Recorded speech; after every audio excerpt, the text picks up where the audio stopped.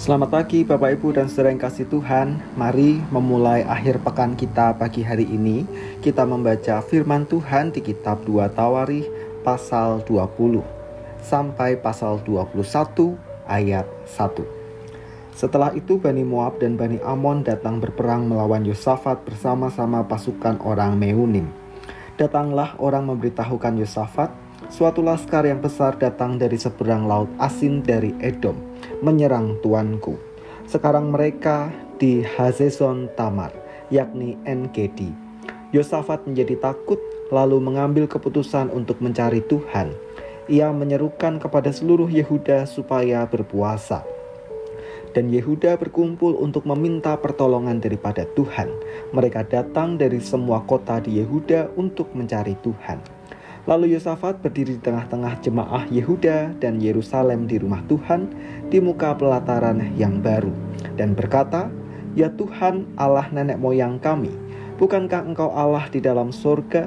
Bukankah Engkau memerintah atas segenap kerajaan bangsa? Kuasa dan keperkasaan ada di dalam tangan-Mu, sehingga tidak ada orang yang dapat bertahan melawan Engkau. Bukankah Engkau Allah kami yang menghalau penduduk tanah ini dari depan umat-Mu Israel dan memberikannya kepada keturunan Abraham sahabat-Mu itu untuk selama-lamanya? Lalu mereka mendiami tanah itu dan mendirikan bagi-Mu tempat kudus untuk nama-Mu. Kata mereka, bila sesuatu malapetaka menimpa kami, yakni pedang, penghukuman, penyakit sampar atau kelaparan, kami akan berdiri di muka rumah ini di hadapan-Mu karena nama-Mu tinggal di dalam rumah ini. Dan kami akan berseru kepadamu di dalam kesesakan kami, sampai Engkau mendengar dan menyelamatkan kami. Sekarang lihatlah Bani Amon dan Moab dan orang-orang dari pegunungan Seir ini. Ketika orang Israel datang dari tanah Mesir, Engkau melarang mereka memasuki negerinya. Oleh sebab itu mereka menjauhinya dan tidak memusnahkannya. Lihatlah, sebagai pembalasan mereka datang mengusir kami dari tanah milik yang telah Engkau wariskan kepada kami. Ya Allah kami, tidakkah Engkau akan menghukum mereka?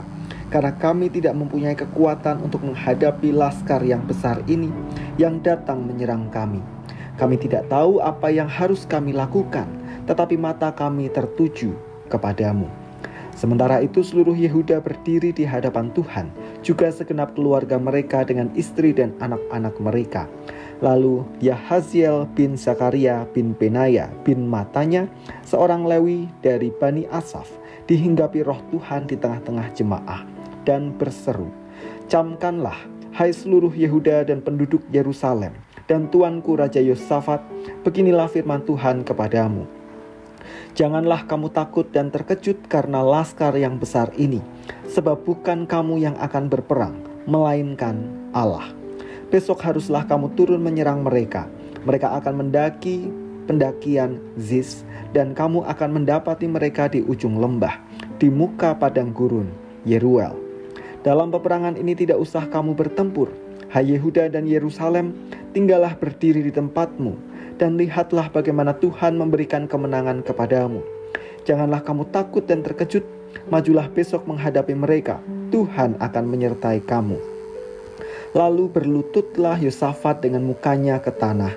Seluruh Yehuda dan penduduk Yerusalem pun sujud di hadapan Tuhan dan menyembah kepadanya.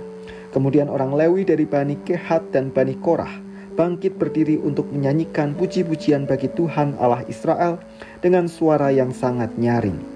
Keesokan harinya, pagi-pagi mereka maju menuju padang gurun Tekoa.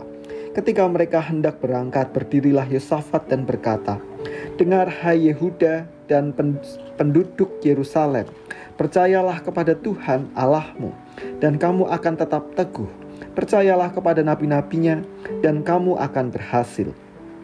Setelah ia berunding dengan rakyat, ia mengangkat orang-orang yang akan menyanyi nyanyian untuk Tuhan dan memuji Tuhan dalam pakaian kudus yang semarak pada waktu mereka keluar di muka orang bersenjata sambil berkata, "Nyanyikanlah nyanyian syukur bagi Tuhan, bahwasanya untuk selama-lamanya kasih setianya." Ketika mereka mulai bersorak-sorai dan menyanyikan nyanyian pujian, dibuat Tuhanlah penghadangan terhadap Bani Amon dan Moab, dan orang-orang dari pegunungan Seir yang hendak menyerang Yehuda sehingga mereka terpukul kalah. Lalu Bani Amon dan Moab berdiri menentang penduduk pegunungan Seir, hendak menumpas dan memusnahkan mereka. Segera sesudah mereka membinasakan penduduk Seir, mereka saling bunuh-membunuh. Ketika orang Yehuda tiba di tempat peninjauan di padang gurun, mereka menengok ke tempat laskar itu. Tampaklah semua telah menjadi bangkai, berhantaran di tanah, tidak ada yang terluput. Lalu Yosafat dan orang-orangnya turun untuk menjarah barang-barang mereka. Mereka menemukan banyak ternak, harta milik, pakaian, dan barang-barang berharga. Yang mereka rampas itu lebih banyak daripada yang dapat dibawa. 3 hari lamanya mereka menjarah barang-barang itu karena begitu banyaknya. Pada hari keempat mereka berkumpul di lembah pujian. Di sanalah mereka memuji Tuhan, dan itulah sebabnya orang menamakan tempat itu lembah pujian hingga sekarang.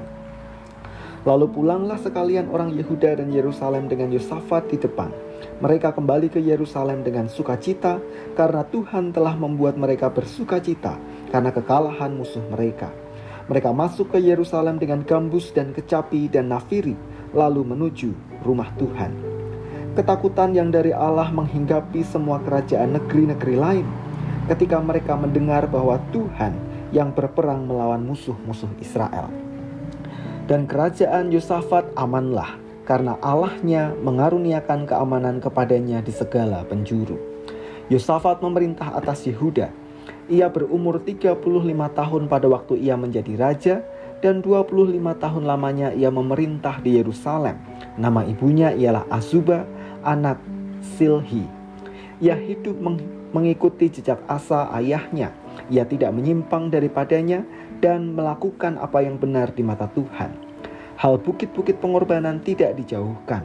Bangsa itu belum mengarahkan hatinya kepada Allah nenek moyang mereka. Selebihnya dari riwayat Yosafat, dari awal sampai akhir, sesungguhnya semuanya itu tertulis di dalam riwayat Yehu bin Hanani yang tercantum di dalam kitab Raja-Raja Israel. Kemudian Yosafat Raja Yehuda bersekutu dengan Ahazia, Raja Israel, yang fasik perbuatannya. Ia bersekutu dengan Ahazia untuk membuat kapal-kapal yang dapat berlayar ke Tarsis. Kapal-kapal itu dibuat mereka di Ezion Geber. Tetapi Eliezer bin Dodawa dari Maresa bernubuat terhadap Yosafat, katanya, "Karena engkau bersekutu dengan Ahazia, maka Tuhan akan merobohkan pekerjaanmu." Lalu kapal-kapal itu pecah dan tak dapat berlayar ke Tarsis. Kemudian Yosafat mendapat perhentian bersama-sama dengan nenek moyangnya, dan ia dikuburkan di samping nenek moyangnya di kota Daud. Maka Yoram anaknya menjadi raja menggantikan dia. Tuhan yang bertindak. Ketika Yosafat diserang oleh Bani Amon dan Bani Moab, Yosafat mencari Tuhan. Ia bahkan memerintahkan umat Yehuda untuk berpuasa dan berkumpul di Yerusalem mencari Tuhan. Yosafat mengakui bahwa Yehuda adalah umat milik Tuhan. Sikap itu adalah bentuk berserah diri kepada Tuhan Allah Israel. Melihat itu, Tuhan bertindak. Ia berfirman melalui Yahasiel bahwa Yosafat harus maju untuk berperang. Namun yang menarik, Tuhan memerintahkan mereka untuk diam saja, karena Tuhanlah yang akan berperang melawan Bani Amon dan Bani Moab. Mendengar itu, Yosafat dan seluruh rakyat Yehuda sujud menyembah Tuhan. Dan ketika mereka berangkat sampai ke padang gurun Tekoa, mereka memilih para pemuji Tuhan untuk menyanyikan syukur bagi Tuhan. Dan mereka menyaksikan tangan Tuhan bertindak dan mendatangkan kemenangan bagi Yehuda. Bapak, Ibu, dan saudara yang kasih Tuhan, dari sini kita belajar betapa nikmatnya hidup umat Tuhan yang tekun mencari Tuhan. Dalam situasi yang menghimpit maupun situasi yang mendatangkan pergumulan, Tuhan sendiri yang bertindak. Ia sanggup mengatasi segala sesuatu yang kita hadapi. Maka, mari kita belajar untuk tekun mencari Tuhan dan sungguh-sungguh percaya akan kuasa firman-Nya. Karena Tuhan sendirilah yang akan bertindak dalam hidup kita. Namun dari Yosafat kita juga perlu belajar bahwa bertekun mencari Tuhan perlu konsistensi dan kesungguhan hati. Meskipun Yosafat pernah mengalami kuasa tangan Tuhan yang bertindak, toh di mata Tuhan ia tidak sungguh-sungguh setia kepadanya karena ia tidak menyingkirkan bukit-bukit pengorbanan. Bagi Tuhan, itu merupakan bukti bahwa Yosafat tidak sungguh-sungguh mencari Dia. Bahkan Yosafat kemudian bersekutu dengan Ahazia, raja Israel, yang dikenal sebagai orang yang fasik. Akibatnya, rencana pengadaan kapal bersama Ahazia digagalkan oleh Tuhan.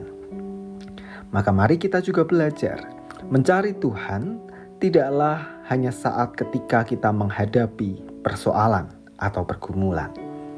Situasi yang baik maupun aman justru menjadi ujian kesetiaan kita dan kesungguhan hati dalam mencari Tuhan.